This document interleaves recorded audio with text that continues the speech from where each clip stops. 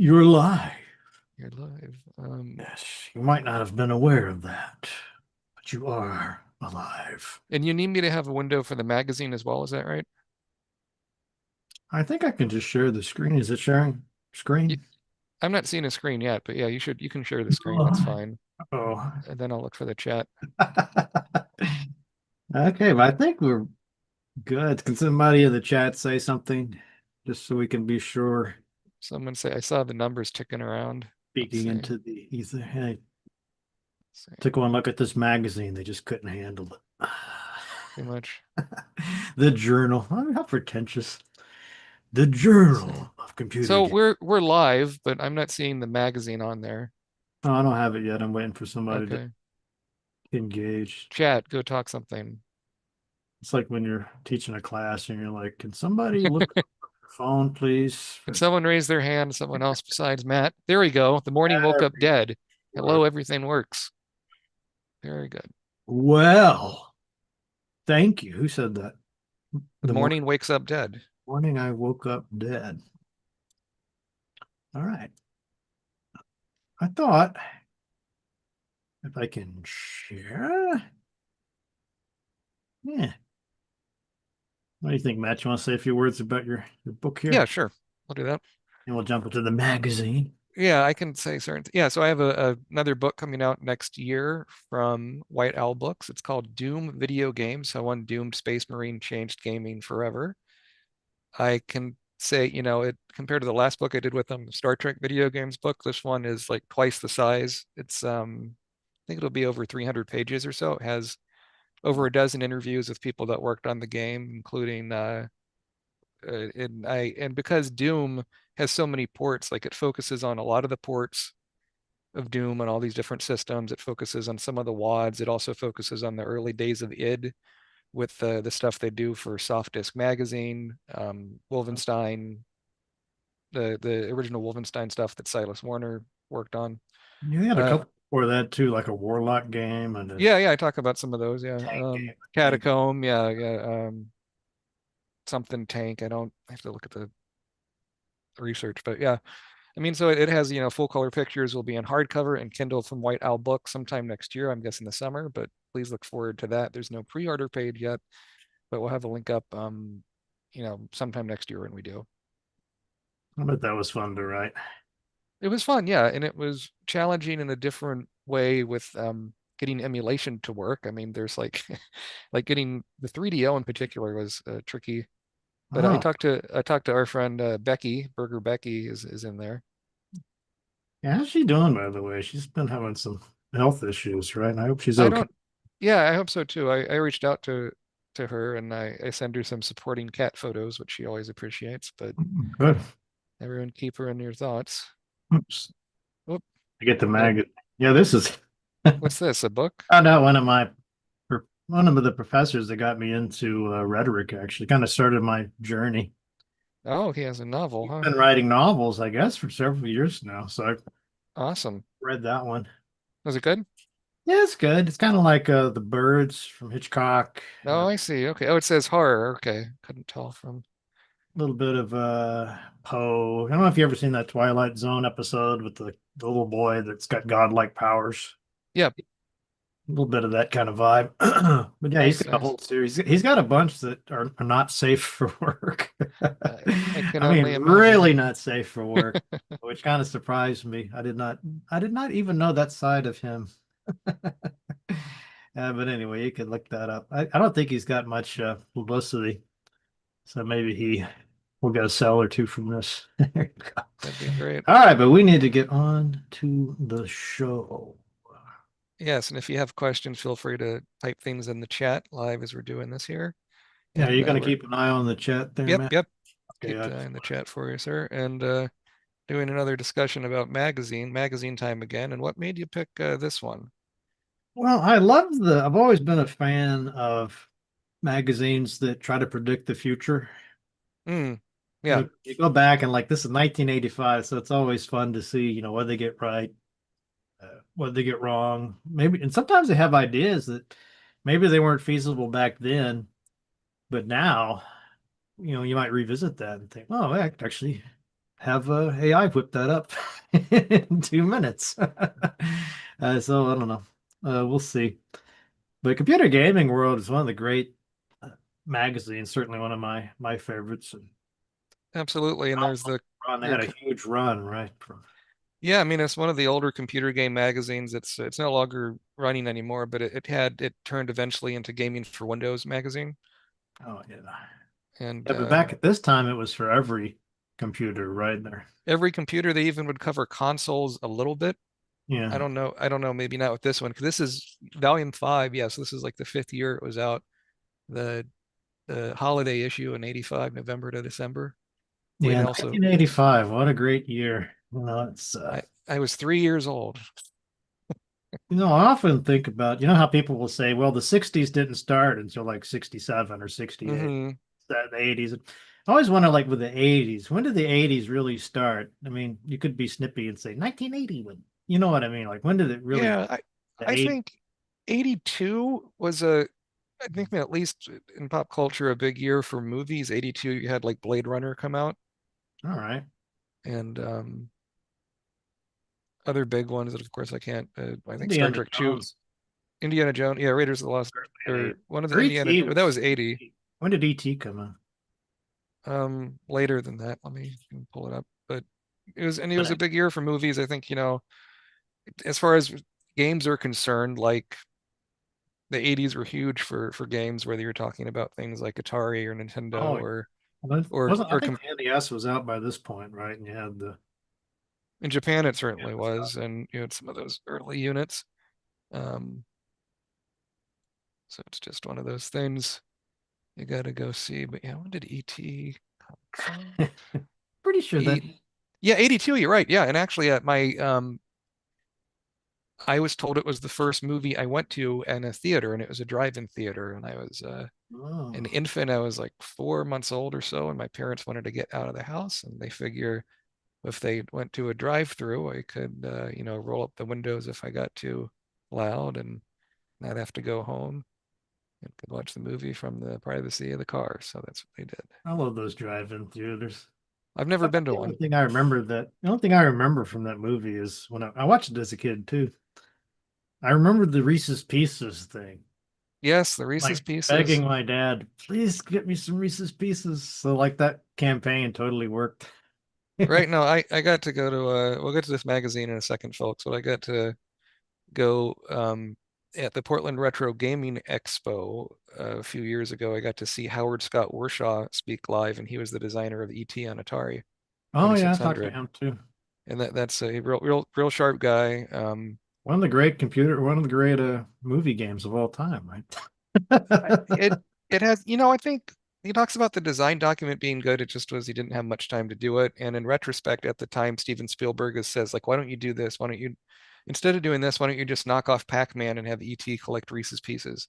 And he said in retrospect, he probably should have done that, and That would have been a hit game, that would probably. have been a hit game, and it would have, you know, been a lot easier on him with that time crunch they had to make it, because Atari paid, I believe it was like millions or something to get the rights for it. It was one of the really first expensive licensed movie games. Yeah, and all the people that make fun of it. I mean, what if you had that task? Make a Atari Yes, game out of ET. I mean, right. it's not the It's kind of it's not like lightsaber duels or something obvious. absolutely it's a hard thing to do. Um, any kind of game development, especially you're working with the tiny cartridge sizes, you're doing it in assembly probably. Um, and I remember being really impressed with the title screen of the ET game, where it played a little bit of the John Williams music, and Oh it had yeah, a good likeness of ET for the time. yeah, that was worth the price of. It was probably like $100 cartridge when you adjust for inflation. Yeah, I know. And there's it's on YouTube, but Microsoft produced a good documentary about them finding the place where the cartridges were buried. The excess cartridges were buried in New Mexico or something. That's the best part of the story. It is. Okay, All but right, back future to the games. yeah. Just one other thing about this cover too. I like the early ones because they have these painted or drawn covers like this. Yes, right. Some really great artwork. They look a bit like the covers of the old Atari 2600 games or something. It has that Yeah, it looks. Like I could almost see that as like a programming book. Yes, yeah, that's true, right? Yeah, you have that in those big how-to books as well. Is very geometrical designs, like the palette looks like your grandma's kitchen, a lot of browns and oranges. Yeah, we all had posters like this in our bedroom, right? The Oh, sure. race car. Okay, let's get into Oh, this. we got eight watching. Fantastic. Numbers going up. Yeah, this is great too. Even the Griff ads, Hawkins. this is great. Yeah. Man, no, yeah, Electronic Arts, believe it or not, back in the day, they really championed the developers in their ads. This isn't that ad specifically, but I mean, It looks like look at a look at dating those games. profile, like a Tinder It profile. does, yeah, it feel like a tender Hey, profile. And why don't you be my amiga? I right. think And amiga literally means girlfriend, right? Is that the that's right. Oh yeah, how far Electronic Arts has fallen from Lantertronics. That's great. Fantastic. Yeah. Oh, wait, what are you it, talking about? you just said, oh, I mentioned, this is an EA ad, and consider how EA now Oh has, my. not the best reputation, but at the time they were kind of like the equivalent of like with the movies with MGM, right? With like art for art's sake, like the artist are making the art, and they really did a lot of wild games. I mean, look at that poster. You got Marble Madness. That's an arcade port. Deluxe video construction set. I mean, this is you would be a happy gamer if you had all eight of these games. Any one of those would be a happy gamer. Seven Seven Cities of Cities of Gold Gold. alone. I mean, Man, that's a simulation. And yeah, and Aaron Lanterman again is saying here, remember the We See Farther ad yeah, with that's a Bill classic. Bulge and or Budge, excuse me, not Bulge, and the glove. Yep. That's a pinball construction set, I believe. Yeah, very strong graphic design on because a lot of I did back in the day, but like I'd buy games based on the cover. Like you couldn't get shareware or not very easy. But in 85 there were BBSs, but like they weren't, I think, a whole lot of them. Like We were too unless you busy just pirating software to deal oh with. that's right, yeah, on the pirating Like, why software on settle the for a public domain? Come on. right. You know, in all seriousness, there was a lot of great shareware, yeah, public domain software back then. I remember, like the Amiga, there was a whole set of discs called the Fred Fish series. You ever seen any of those? Was that the adventure game or no? That's a different one. Oh, That's it's Freddy Fish. Fred Fred Fish. Fish is different. I don't know what that one is. I don't want to do a Google search for it because God knows what would pop up. But Oh yeah, but yeah, a another whole set thing, of shareware. It was like a shareware disc mag, I guess you'd call it. another a good comment again from Lantertronics says he played or they played Archon, how do you pronounce that? And Pinball Construction Set and Adventure Construction Set I, I'm gonna and have to. I Skyfox. always said it was Archon, but I thought it was Archon as well, but I've I never. was looking like Arch Mage, like ARC. Yeah. Apparently, that is Arch Mage. I didn't know that, huh? I don't know what Pronouncing to it. think anymore. So the one game Skyfox he mentioned, there's an ad for right there. Pinball Construction Set was Oh, Skyfall. really big, and same with Adventure We Construction had Set. I mean, Arctic Fox. Speaking of, I had the same computer, hmm, the Amiga 1000, and we had the game Arctic Fox. We had actually did not have Archon for the Amiga for some hmm. reason. Had that on the Commodore 64. Uh, and let's see what else is here. Marble Madness we had for sure. I think that was an arcade game. Originally with the trackball as the controller. Oh yeah, we bought a trackball just to play the Marble Madness game. Oh This man. Arctic Fox game was way ahead of its time. Like you could fire a missile out of this tank and it would shift to the perspective of the missile. Oh, So that's it's different. like a That's flight impressive. simulator for a Hmm. second. It's just a really cool concept. Even the basketball game there was pretty fun. Yeah. So, and at the time, isn't the wasn't the Amiga like a lower cost alternative to an IBM?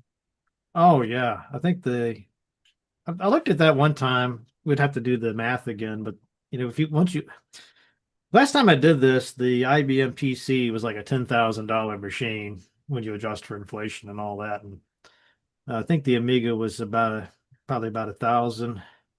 Oh wow, okay. Oh, So and it was, that was with the monitor and the keyboard all in.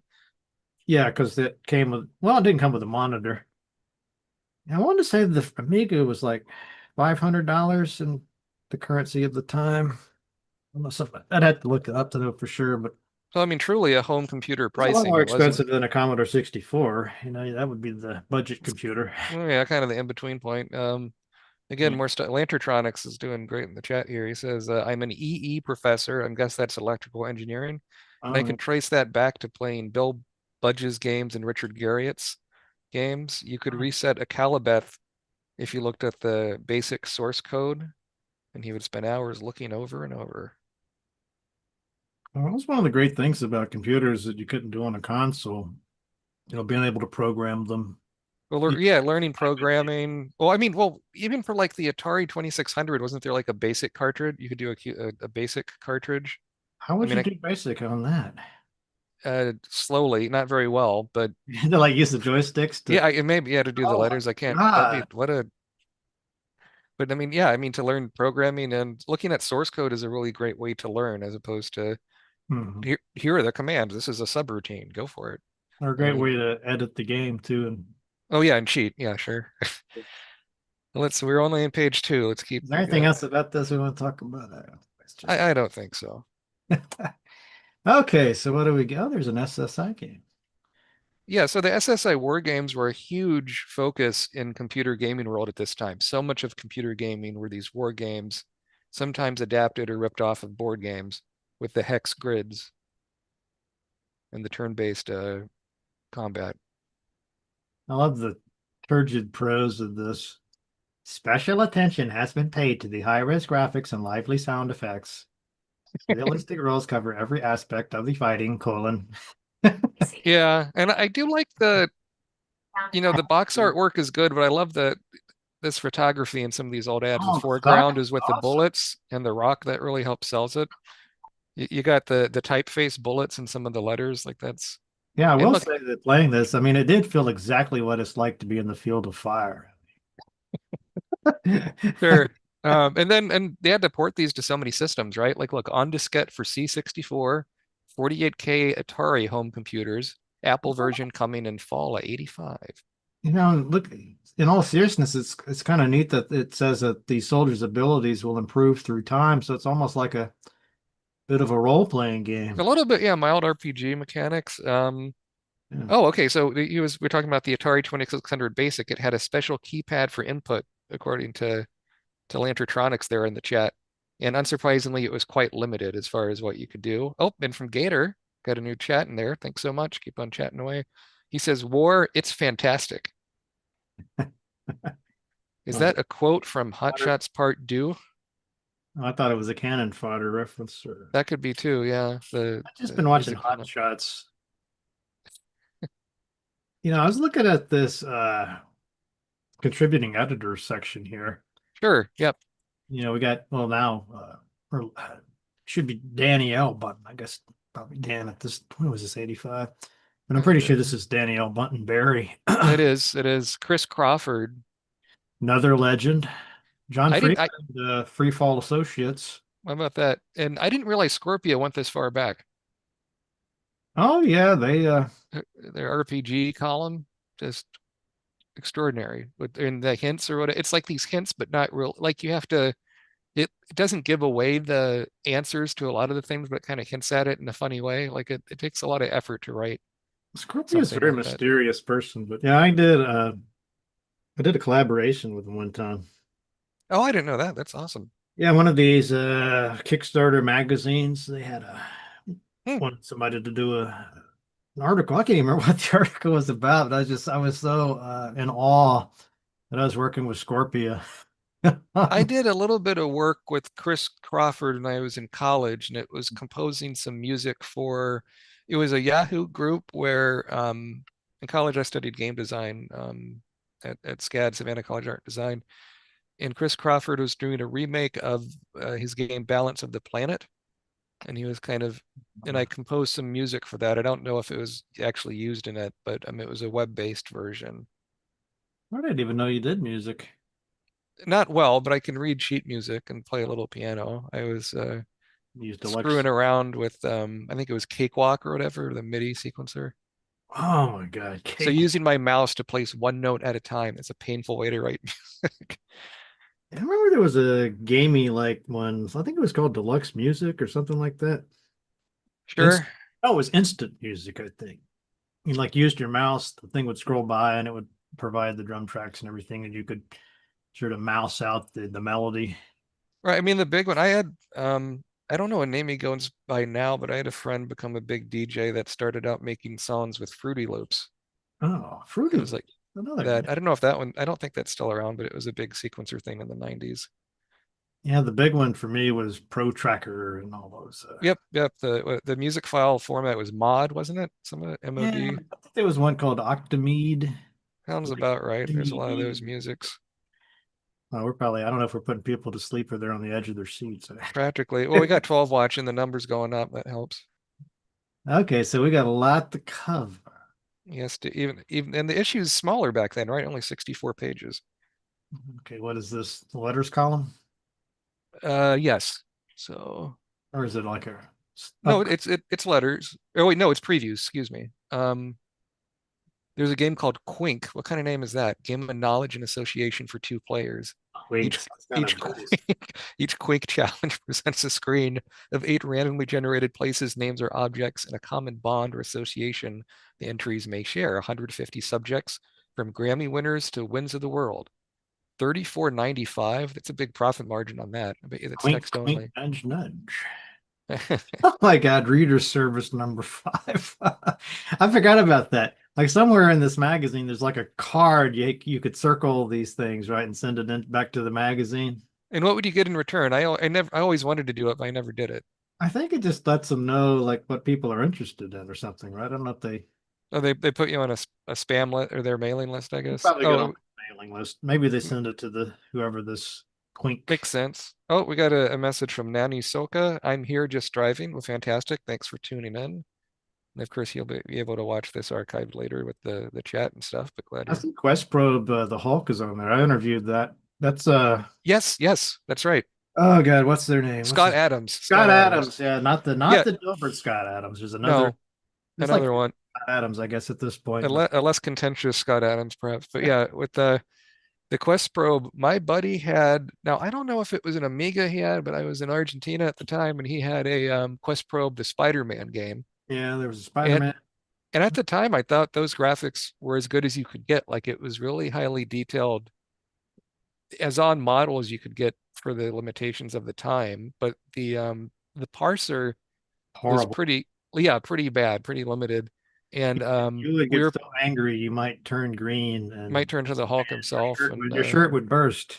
right, right. And there was I remember this distinctly playing the Spider-Man game. You would, kind of screw around and type in dirty words or whatever. And my buddy typed in commit suicide. And I was like 8. I didn't know what that meant. And I learned that day. And the response was, I don't know how to commit something. What does suicide mean? Wow. Yeah, I remember some of those old adventure games. They were so bad that the developer would have actually misspelled the word that you had to type in. Oh boy. Yeah, right. So it was just, but I guess, we had lower standards. Well, it's also just one person making these games, to be fair. And if they're doing that on top of having a day job and pumping out one game per month for the side hustle, like it's we both done game design, Matt. Like it's very hard. Yeah, I mean, I'm impressed they have lowercase letters on that game because, most of the time back then everything was uppercase, It's all caps, yeah. all caps, which is And look, another war game on the right, Under Fire, and it comes with a little war game construction set. You can build levels. That's pretty novel. You didn't have a whole lot of that. yeah, they've actually got the like that one doesn't even have a screenshot of the game. I mean, imagine that. A lot of ads didn't because the Yeah. screenshots look like shit when you blow them up, really. But the Like, game looked like shit. well, that too, yeah, yeah, right. I mean, but you had the limitations at the time. I mean, but some of these things, right, are just like squares and circles, and Well, you had this to when you took the shot, I guess you had to actually have a real camera to a television screen, right, to make these. you had a camera, or you could spend a lot of money on a device that you would hook up to the TV, and you'd have to push a button on a controller to take the photo directly out from the TV into this kind of device that would then hook up to a computer. But Look yeah, at I mean, yeah, it was tricky to take a good photo even back this then. is If you, funny. oh God, Look at the text on this. So, like, this is the difference in like a war game. Okay, you're going to read probably 1,000 words of text here, two tiny shots. But my favorite part of this whole ad here, Complexity high. Solitary, solitaire suitability. Very, you betcha.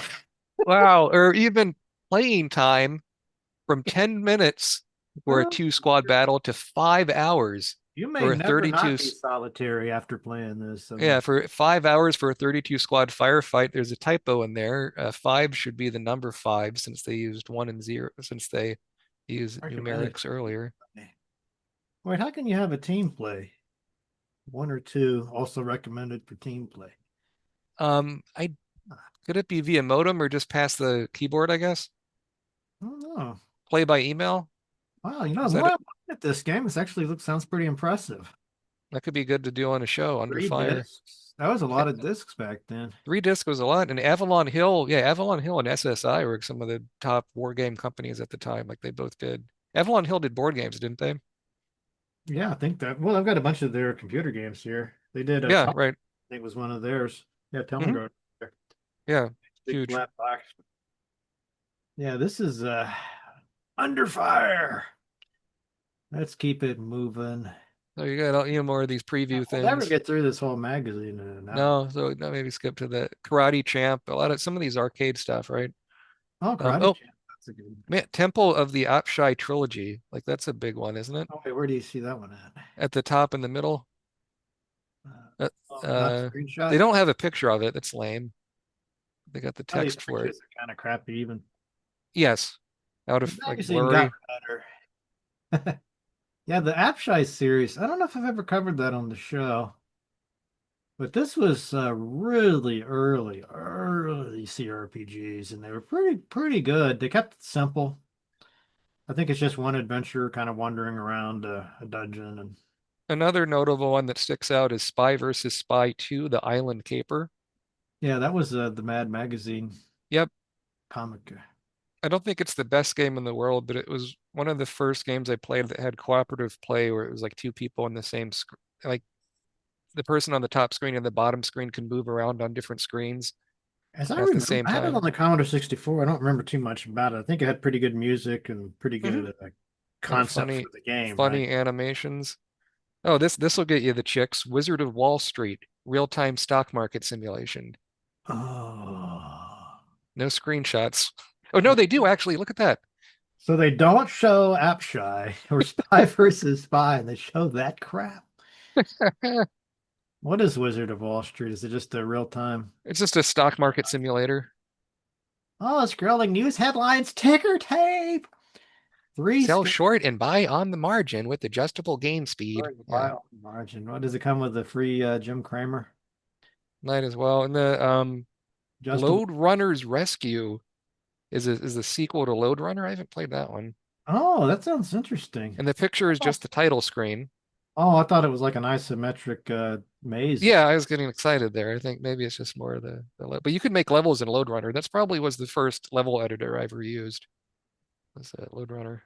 And this one's simply jet. What type of jet? F-16 Fighting Falcon and the F-18 Hornet. High performance jets. Oh, it is by Sublogic. I think they actually had some pretty good.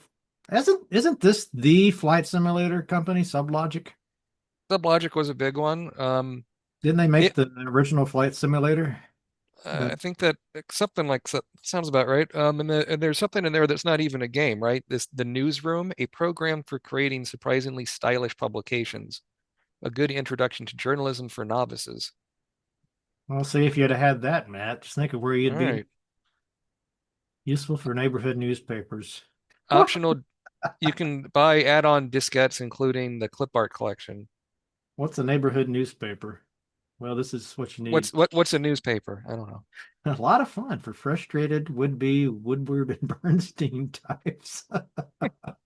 Well, they had someone good writing that copy there. Oh, God. This is going to take us 20 hours. Winter games. That's a good one. Okay. We shouldn't be making fun of all this stuff. There's probably somebody that this is like their favorite thing in the world, and we're Their just bread and butter. Every game is someone's favorite. I try to remind that myself of that. There we go, Scorpia. Phyllis. Scorpions. Ah, check it. Whiz system. So did that let you hack your character in Wizardry? What does Yeah, that and I do? talked to Tech and some of those wizardry guys. Oh Oh man, man. they hated this. They tried, Yeah. ooh, they just could not stand these guys. But So you could just cheese through the game. yeah, and I'm like, I asked him like, why did you care? You know, it's somebody's choice whether to use this or not. But Yeah, I'm reminded with the NES, the original Nintendo, they had a thing called Gabe Genie, right? Where you plug your cartridge in, you plug that in, and you can hack it with codes. And because Nintendo's a Japanese company, like they tried to sue the crap out of Galoob Game Genie and tried to get that off the market. well, these guys Um, apparently, you know, the if there was a problem with the disc, you know, they'd have to send it to the wizardry guys to fix it. And that's embarrassing. apparently they had a way to see if they had been using this Wiz's system. Huh, They wouldn't you know, they wouldn't send a replacement to anybody that had used that. So wacky. Jeez. And so Alta Systems for Ultima. And how much do they charge for that? What does that say for the where are you looking at that? at the in the ad there for Wiz System and below there it says Alta System. I didn't know they had one for Ultima. Yeah, so Ultima for fans need help. The Ultima system manual has powerful tips. So it's just a manual. I see, but these things they charge what, $10, dollars. What is it? What's the price? I can see why they'd be upset. I think I they would think that it would cannibalize into sales, I guess maybe. no, I think they were just upset because they wanted you to have a certain kind of experience. And And we talked about Scorpia earlier, and yeah, in there's in their their article. in their column Scorpion's Tail, they're talking about Wishbringer, which is Infocom, right? Yeah, I think they covered 85, adventure there were still text adventures. adventure Or, games or or RPGs. were I know big. most of them from RPGs. So what is this about? Wishbringer is an Infocom game. Oh, Wishbreaker. I don't even see the game there. It says below the logo it's Wishbringer, and they talk about puzzles. And an example of Scorpia's humor, right? Of course, you can't go very far until you get past that rotten little dog. I cheerfully admit I tried kicking it, but that didn't work. Sigh. So while you think of something to do, And it's here. why not take a stroll through that delightful cemetery? It might even prove helpful. And so it's like giving a nudge while not giving away the hint, which is appreciated. They didn't say no spoilers back then, but there still is that concept. I like this bit about the Grus. Mama Okay. Gru is not someone you want to meet. That was the fun about these magazines. You know, it wasn't just a standard walkthrough. You know, they put some effort into making it entertaining to read the. Yeah, it was a bit like the some of the hint guides back then had a version of the hints that was like a little short novel kind of Yeah, just you know, like a novella. even if you didn't ever play Wishbringer, you might find it fun to read Scorpius. Oh yeah, sure, sure. And Okay, there's our future games. It's just you know, just looking at these pages too, and how much text there is. how You much pick text, up how tiny the text is. when you pick up a modern magazine, what is it like 90% pictures? What's 90% ads with like 10 pages of pictures and maybe a small column or two. Yeah, well, all these years later, they still sell those tips and tricks gaming magazine, special magazines at the airports and stuff. I'm kind of surprised. Huh. PC Gamer US still does a print magazine, which shocks me. Glad to see it,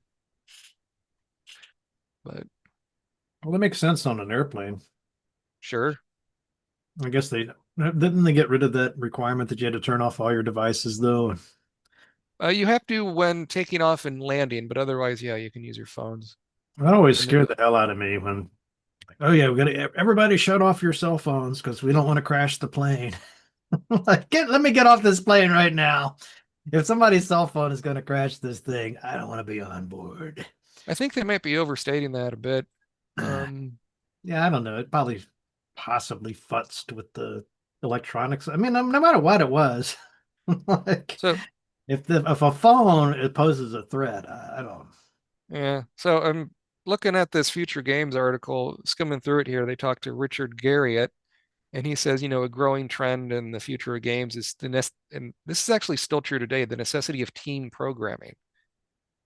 As the program hardware becomes more complex and gamers demand ever more elaborate games, the resulting programs become increasingly intricate and time-consuming, adds Garriott. The lone programmer is becoming a vanishing species. He ought to know. By his own admission, Ultima 3 required a year of almost constant labor to create. The shortly to be released Ultima 4, man, that's one of the best games ever, has taken over 2 years to develop. But then even Michelangelo had help with the Sistine Chapel. Oh wow, yeah. Gary and Michelangelo. I mean, that's the same Bit of level. a yeah, They're both right. artists. I guess if he's Michelangelo, what Jordan Mechner would be Da Vinci. Hmm. Huh. That's an interesting. I don't know. You That's might I know. think that's a book right there. Fine artist to game Yeah. designer. I always thought Gary was more like a Tolkien because he Yes, sure. created so many maps and like even languages for his characters and everything. Right. We got Crawford here says in the future he sees interaction as playing a key role in games. No, he was wrong about that. Yeah, no interaction. It just plays itself. You just people watch other Oh, people come play on, Chris. You games. would expect more from Chris Crawford than that. I mean, I Well, here, could scroll down the next page. in the future, Crawford sees interaction. You quote him for one word. That's pretty lame. Okay, Crawford. Interaction. Crawford sees the future of computer games as interaction through anticipation. A future, yeah. 3 years ago, the game industry had enough money to experiment liberally, and it blew the opportunity in its mad rush for the next Pac-Man. Well, people still complain about that today. How much Uh, pot was Crawford smoking when he said that? Nowadays, with companies struggling to survive, the money isn't there for bold experiments and innovative games. Crawford even admits to backing off from his more ambitious game designs in favor of mere mortal games to make a living. What? I mean, Crawford, especially back in the day, was a real stickler for like, unless you buy the game and read all 100 pages of the manual before playing it, you don't deserve to play it.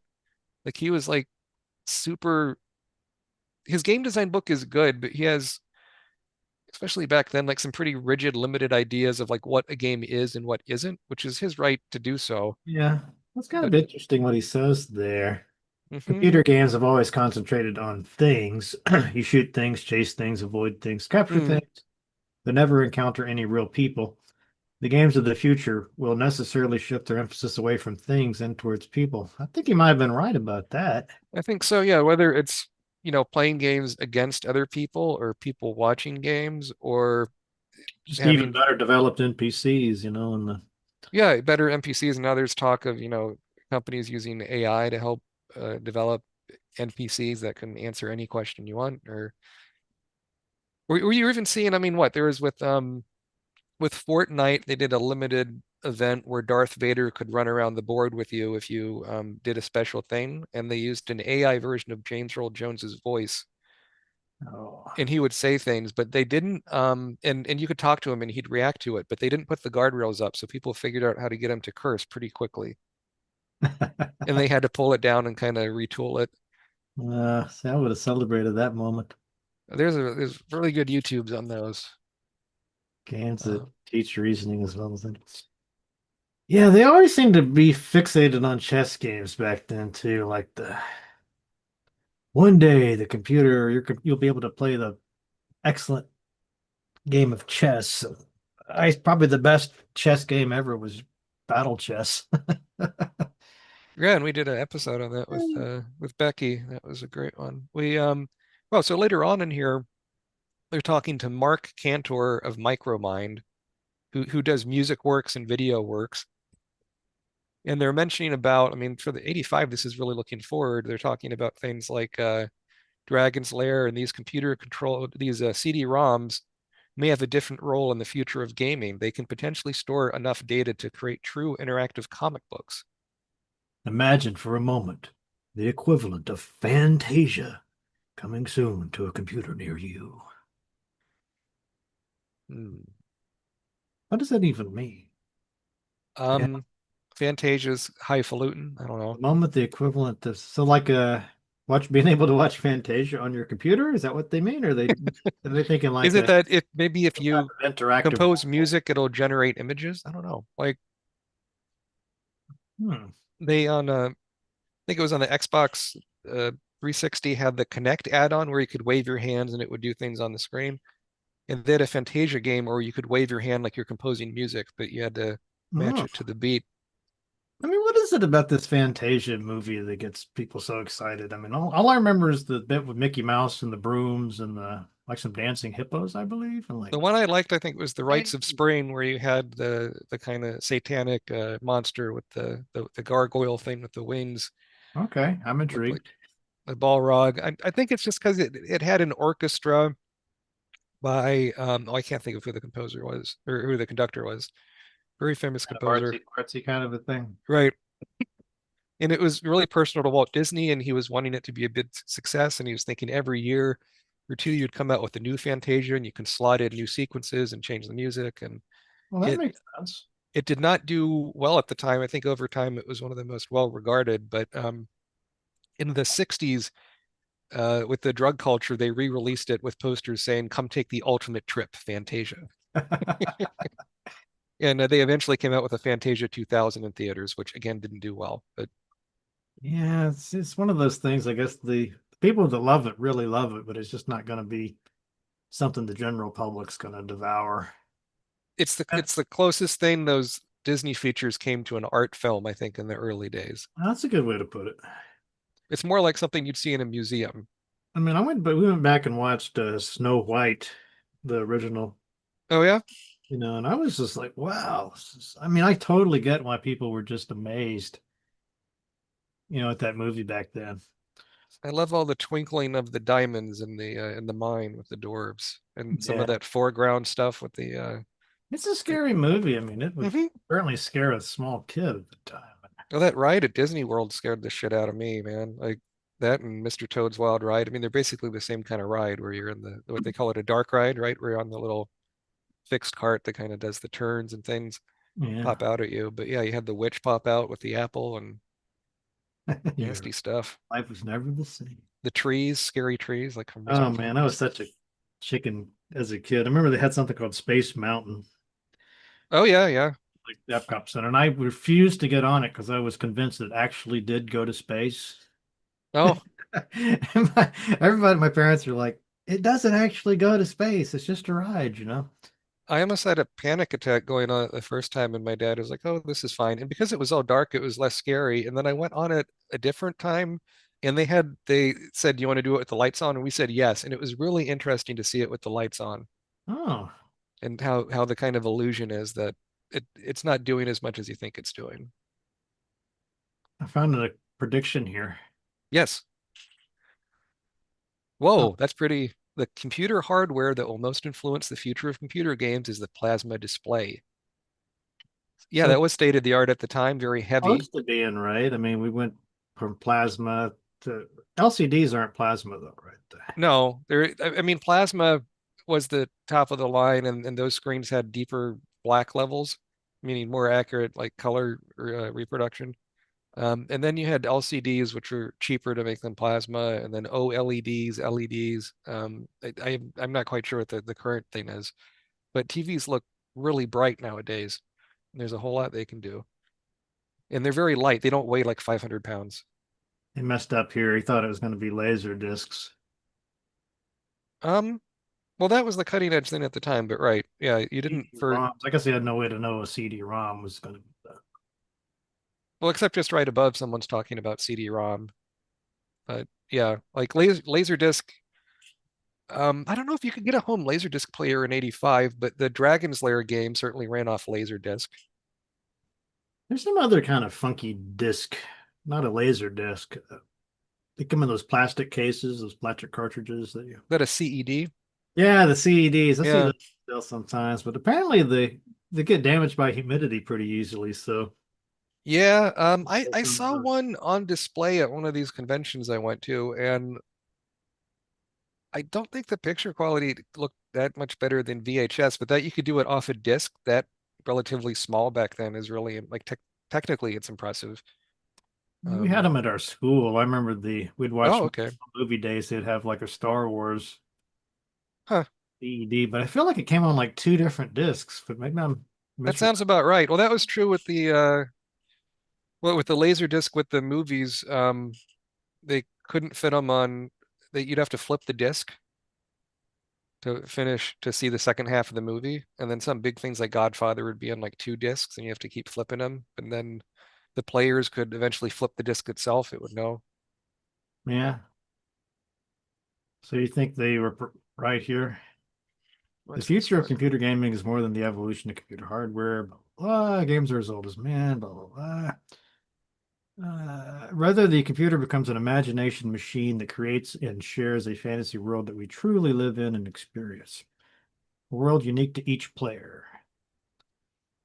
You're kind of getting that with the randomized gaming, like things like Diablo, where it's randomized dungeon, or I guess maybe AI can create a different game each time if you wanted to try to do Well, that's something like what I've that. been. I've always been thinking about the games like we were talking about those text adventures.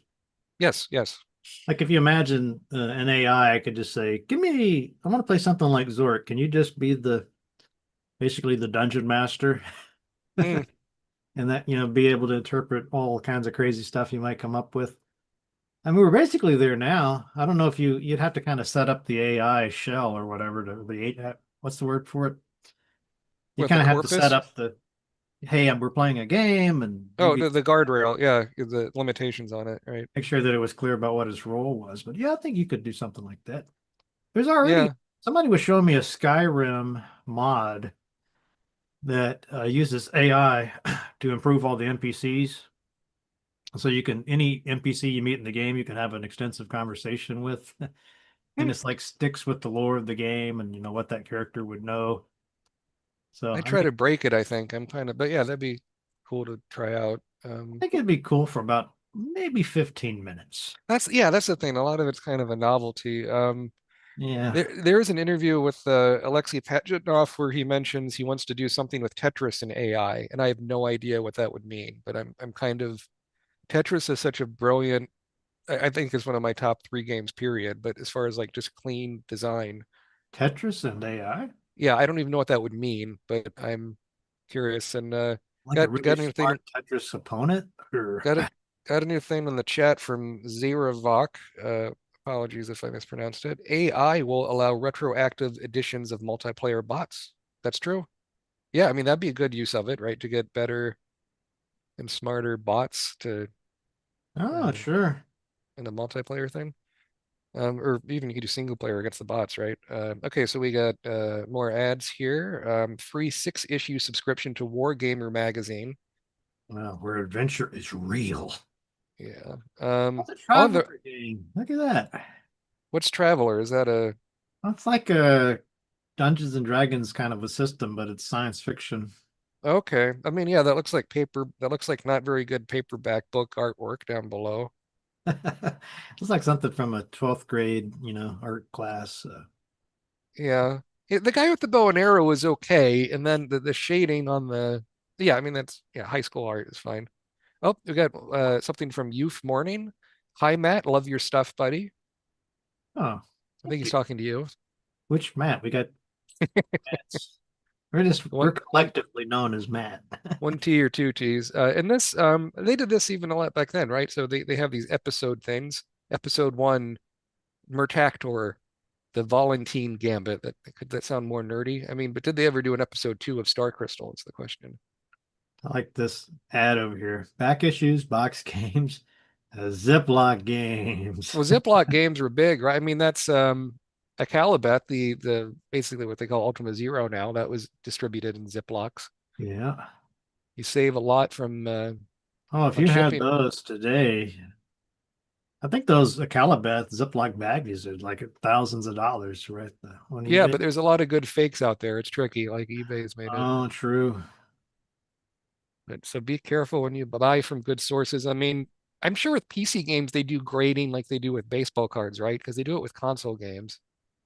Yeah, I think Metal Jesus talks a lot about all those fakers and the Hmm. counterfeits and bootlegs, and yeah, it's Yeah. a Oh, really tricky if you want to oh, get you think you're buying an original unsealed or original sealed copy of something, and they can even fake that sealed copy. yeah. I mean, okay, so yeah, on the right, there's a Jordan Mechner game. We were mentioning him earlier, Karateka. Yeah, I can almost hear that sound effect from the Yeah, the Bruce Lee thing. I mean, yeah, that the way he did the animation and worked with his family on that to put that Now, does anybody together. know these characters? Does that spell That's anything? a good question. I don't know. You could feed it through Google image translate How much because it you want says to bet it means something silly or has it nothing? might, yeah, backstroke of the West. Karateka. I even asked him, how do you pronounce that? I've already forgotten. It's supposed to be karate is how you pronounce it in Japanese. Karateka. Karate, yeah. But Scale the Mighty. This was a really good game here. it is, and they did a did you talk about it on the show already? They did what do you call it? Our friends at Digital Eclipse did one of their like Oh, yeah. documentary game versions of it, right? Where they did Well, they all I really interviewed wanted to talk about was people. that graphic novel. Yeah, I forget what was the name of that. the one Rebirth. on the life of him and his dad and his grandpa. That was a good graphic novel. It was cool. Yeah, it's just kind of mostly about his life and his grandpa, I think. It's good Right. stuff. Talks about his game design stuff too. It's on the left is Napoleon. There is a lot of Napoleon games, war games. Yeah, well, A lot of Napoleon stuff, a lot of Civil War, a lot of World War II. if they have Vietnam, not so much. Napoleon, I think didn't the real Napoleon like wargaming? I think I remember reading Could that. have been. I mean, was it H.G. Wells that wrote a really early wargaming book? Yeah, yeah. Right. That's a pretty instructive one. They teach that There in was a some. lot of. He wasn't the first one by any means, though. I mean, there No, was. no, no, not the first. I mean, the war games go back thousands of years. Oh, So this GCP, Games Computer Play Incorporated. It's a network, the creation of a new breed. More communications, more graphics, less hassle. So these are online games through a BBS joystick driven. on an 48K Atari computer. Wow, that's really impressive for all of that. I never even heard of that one. Yeah, I don't, and could you play it today if it had the online stuff? Maybe on Telnet or something. I feel like Lords of Space. It sounds familiar. I wonder if they might have ended up as some BBS door games. That could be, yeah. Uh, in this article, right? So not all of it was like pure IBM PC gaming. This is Commodore thing, right? Talks about the C64, and yeah, the C64 was huge in Europe, but like in the States, it was not didn't have as big of a footprint. Well, Killer What? Man, I haven't seen that game mentioned. Wow, what a flashback. What's that one? Killer What? Oh, Yeah, it's got that music. One of those classic sort of soundtracks that's cool. it was like a puzzle game or what sort Not of really, no, it's like how to even describe it? You're like this little thing that floats around. You're trying to get through a maze with some obstacles, and I probably haven't played it since I was like 7. wow. But I remember I loved the music in it. We should see if we could find that. Yeah, I mean the music for the C64 stuff, it could do that warbling, the But like stuff what that. you were saying, though, I think that they just had the average gamer over there was just really poor compared to American gamers. But the games were much cheaper too. They were on cassettes. Well, they had tapes for a lot longer than we did here. Like over in the US, Yes, we right.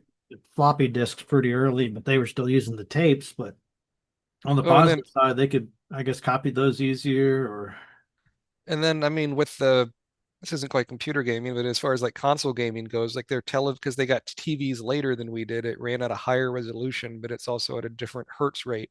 So the console games would often run slower than they were designed for because it was PAL versus NTSC. oh my God, they used to bother me. We get Yeah. these pirated games from Germany or whatever, and you couldn't Oh see the bottom geez. of the screen because of the.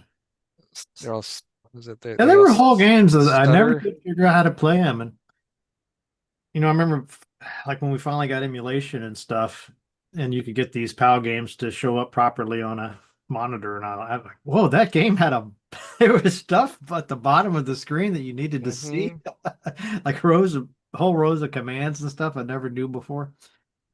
Yeah. So that was a price to be paid. That's why crime and piracy does not pay. Let's see. We got about 5 minutes, Matt. Is there something that, excuse me, have you seen this woman? Carmen San Diego, we can talk about that. I mean, that was By Dane big. Bigham.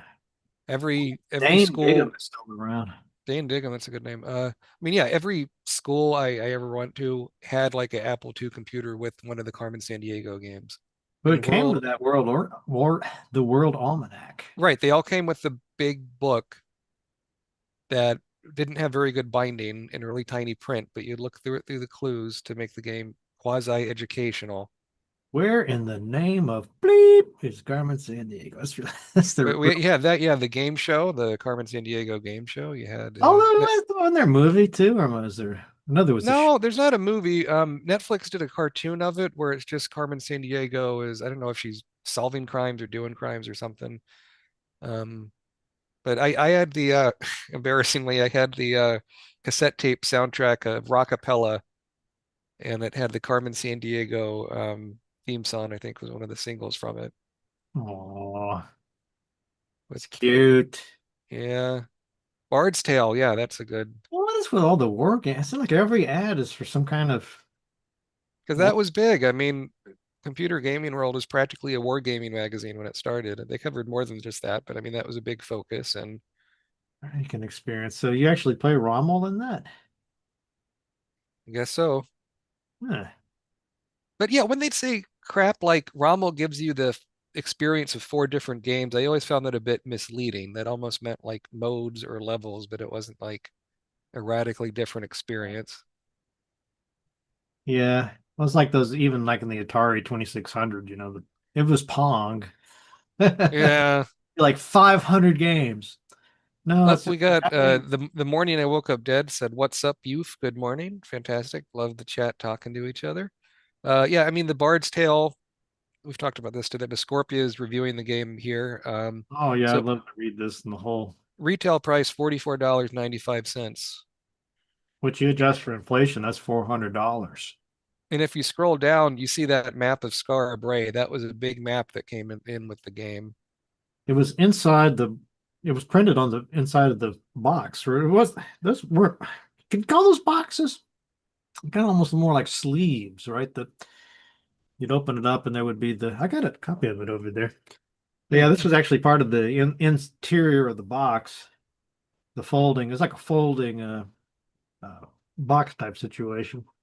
And But in yeah, Bard's right, in Bard's Tale, couldn't you import characters from like Wizardry or Ultima if you wanted? yeah, it says that right there. Right? I mean, you couldn't. I don't think it would import it very well, but I don't know why the hell you'd want to do that. I don't. I yeah, that's just a something else to put in the back of the box, I guess. Yeah, some of the magic items will be changed when the transfer is made. Don't expect them to be knocked out. Killer armor. So why even bother? I guess it's better than starting from scratch where you get your ass kicked constantly. I mean, all these games, frankly, were Brutal. are hard by today's standards, and but the beginning of the Bard's Tale, I think, is especially difficult when you're in level one experience, and if you walk into the wrong group of like orcs outside the bar, you're gonna get Well, slaughtered. you start off, you have to get to the Garth's weapon shop. Yeah, that's true. Right. Yeah, you're not really armed So too you're well. basically naked trying to get to that shop, and you Yeah. could easily get wiped. Yep. I mean, imagine a kid, which this happened to me many times, right? So you create a whole party, you get them out there, and you die before you even get to the shop. Yeah, I can go for another 10 minutes probably. The morning I woke up dead says the Rommel game was top tier. He loves hex-based gaming. Oh, this Rom. So they played this Rommel game. Seems like it. Yeah, that's cool. And then down below is an ad for another game. I mentioned Civil War games are big. There's a game on the Battle of Chickamauga. Oh, this is from the Game Designers Workshop there. Oh, okay. I So didn't know this they were is at yet Illit. another company. Sure. So we've So seen many Avalon companies. Hill, SSI, Game Designers Workshop, Travelers people. That's kind of a tacky motto for the company. History in, history out. Well, that's what my history class was like. No, Yeah. I really loved history classes. That described my chemistry class. I can never memorize the formulas. Wizards of War Lords. That's kind of a funny ad. I mean, you could tell the kind of smaller companies, they couldn't buy as much ad space, and then, but you see this looks like a goblin or something, and he says, "I love my new job. I have slaved in many dungeons, but the one my new master Vilgar built for wizards and warlords is absolutely the big leagues for hateful mutant warriors like me. This Behold." picture's a little bit questionable. Yeah. What the heck is going on with that one hand? Is he scratching himself? I think some questions are better not asked. I don't Better know. left unknown. Better Yeah, left unknown. It says, take it from a pro monster. This is the biggest, meanest, deadliest dungeon ever. I A love good thing too, for I grow extremely hungry. wizards and warlords. I It's like, let's avoid getting sued wonder if slightly. James Martin is still around. This is probably like one of those one guy teams you were talking about. He probably Almost knocked this certainly. up. Yeah. He probably knocked this up in basic and And he's charging $49.95 for it, plus $2 shipping and handling. one disk drive. Indiana residents add 5% state sales tax. But there were so few games at this time. I bet there's people that probably sent some money to him to see what this was about. And a lot of people would have to order games Can by you mail. imagine it, Matt? Just like Yeah. you read this ad, and that's a ton of money back then. We're talking about basically 100 to Yep. 200. So you're just gonna flip off a check to some James Martin, game unseen. No, not even a screenshot here. I I mean, think you're taking a big risk. the first game I got over the mail was out of one of these gaming magazines, and it was the not it wasn't the whole box, but just the disc only of Gabriel Knight, Sins of the Fathers on Mm. CD-ROM. At least that was like a reputable company and everything. Right. I think the one I did that was less than reputable, but I convinced my uncle to pony up the money for it for my birthday was, I think it was called Kali or Kaylee. I used it to play Warcraft 2 online.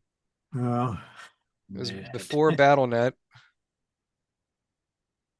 I love the So Bard's Tale, man. It Bard's might be. Tale I is never beat really it. I good. probably never will beat it, but it's just fun.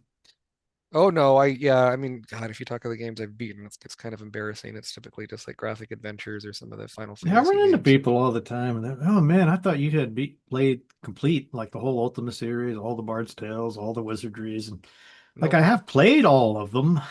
That's not to say I've played all the way through them. That would take, you know, geez, years probably. Did you ever have I should reach out to CRPG Addict. I don't know if he's been on, but Yeah, that's a his good example. He actually does play all the he's way. nuts. He keeps I mean nuts in a good way, but yeah, he's going chronologically year by year through the major RPGs, and it's taken him, I think he's been doing it over a decade, and like there were his write-ups of like working through these games is like, I mean, he should do like legit books out of those, like, frankly, but I yeah, mean, just it's just pages and torture pages and at a certain pages. point because a lot of those games they're specifically designed to pad it out. Because you should Yes, right. maybe hundreds of hours, but the majority of those hours is just sheer tedium. I just don't really But see the point of it. a lot of filler grinding, and I mean, you mentioned with like Bard's Tale, you can modded versions have kind of, add-on things where there's an in-game map you can look at. Well, there's not that much story anyway. I mean, No, or Bard's Tale had some novels though. yeah, I mean, you could read the novels for sure. I'm just saying, I don't know if you would really gain that much. Uh, there's probably somebody ready to come at me with an axe or something, but I So this game don't on know. the You right you play from, for a few hours. I mean, yeah, you get the idea, and you move on. right. Well, I mean, here's some of this game on the right from EA, Heart of Africa. This seems kind of interesting. It's the sequel to Seven Cities of Gold. Wait, what? Yeah, it says this Heart of Africa in the corner, a sequel to the award-winning Seven Cities of Oh Gold. wow, is this the Danielle Buttonberry game? Um, Is that it I don't know, and it's odd they don't point out who graphic? did it because EA was usually good about that. But Yeah, I forget who are we talking. We were talking to Becky about that Seven Cities of Gold. maybe, yeah, sounds right. What? Apparently, Danny, I think about the Mule. It's a big game I think oh, about. that's a game. I talk about one of the earlier multiplayers names. That's a cool cover though. It looks like a DVD cover. It's like it, yes, looks and kind of Indiana Jones knockoff font a bit. I'm guessing this game would be considered problematic today. That almost makes me want to play it more, but what, what do you get in the I chat don't from see that? anything specific about it. Is it? Well, not in the screenshots in the ad, at least. I mean, like, yeah, this ad could be far worse, just considering the Yeah, I wouldn't want to go anywhere circumstance near at that the time. topic, you know. Yeah, it's a loaded topic. So let's I can go like 5 more minutes, and I gotta get back to work This here. would be a good place to wrap up. We could look at the game of the years. Absolutely, yeah. So I mean, these are big. Game of the years they do once a year. Kampfgruppe, that comes up all the time, right? Group What is that? eh, German for SSI. I don't know what it's German. German for Is it tank. War Camp or something? Is it? That cover looks amazing on that though. It looks like an anime. Yeah, no, I mean really stylish cover with all those tanks. Yeah. And we should be thankful it doesn't have like a game title with a pun like Tanks a Lot or something like Eat half a pint of phlegm just to say that. Kampfgruppe. So, So Exodus Ultima 3, yeah, fantastic. I first that was my first Ultima. I had the version on Nintendo, which wasn't very great good and was cut to pieces, but it was a taste of Ultima. And I later got the Ultima Anthology that I think had 1 through 8 in let's one see. box. So It was Ultima 2, I think, was the Sierra one, and this Ultima yes, yep. 3 was his own Yeah, port. he did not have a great experience with Sierra, unfortunately. Although they printed a cloth map like he demanded for Ultima 2, which is It's just kind of funny though, because at this time you're still dealing with some of that D&D is devil worship, you know. And look at the cover of that thing. well, it's capitalizing on it, man. I mean, that's gonna get Explain people. this That to looks you. cool. Like, I mean, what there's that cover of what was it, D&D Monster Manual looks a lot like that with Oh yeah. um It's the almost what like they were courting that controversy a little bit. I mean they say any publicity is good publicity. Let's see. So this was the Seven Cities of Gold, like you just said. Yeah, that's a good looking cover. That's a great cover. It's like a F-18. maybe a classic painting. Yeah, yeah. F-15 Strike Eagle, Yeah. Flight Sim is constant, sort of genre. Micro Prose, of course, yeah, they were the big flight sim guys. Um, Oh, do we wait, is that all? I guess so. It's not in Okay, so later these are year. the winners. Yeah, Okay. in later years, they would take the game award of the year and like stretch it to half the magazine and have a gazillion categories, like the Oscars, right? Like best music, best action, best war game, best this, that. And this Well, is you can sort of see like, why they've got so many war games advertised in this, because if this comp group was the number one game, and it looks yep, like it was by SSI. people sending in those cards, right, to vote for their favorite. Oh, okay. Makes sense. Okay, so decided by the reader. There you go. And this happens to be the first annual CGW Game of the Year awards. So these were the very first that they I'm considered, glad that Ultima 3 made the list. of course. And they call Ultima 3 an adventure, which is Seven Cities of Gold. Is that's a two-player game, right? I don't know. I've never played it. We should Shame to say. do a show on that. That'd be a great one. I've never played it other than just briefly, just to grab a Yeah. screenshot or something, you know. Um, Pretty sure I would need to read the manual. oh, absolutely. And I'm sure it's a thick one. Yeah, well, It says, yeah, Mule is not that complicated, but the this mapping procedure for the game permits 2,800 different screens to exist on the map disk. Placed on a wall, they'd map a 10 by 20-foot map. Joel Billings. So how is this done? Just all games, or do they have categories? They just say at the top there a few categories. So, War Game of the Year is Kampfgruppe. Also, they had I'm probably mispronouncing that. It says the Ultima 3 is considered the adventure game of the year. The term adventure was used loosely to describe a lot of stuff. Seven Cities was the strategy, and F-15 Strike Eagle was action. Oh, and then it says here in the CGW Game of the Year, the overall Game of the Year is Kampfgruppe. well, see, I The haven't game. voting was never very close, and it led wire to wire. What Have does you that even heard of mean? this game before today? I've heard of it. I haven't played it. Conf Group.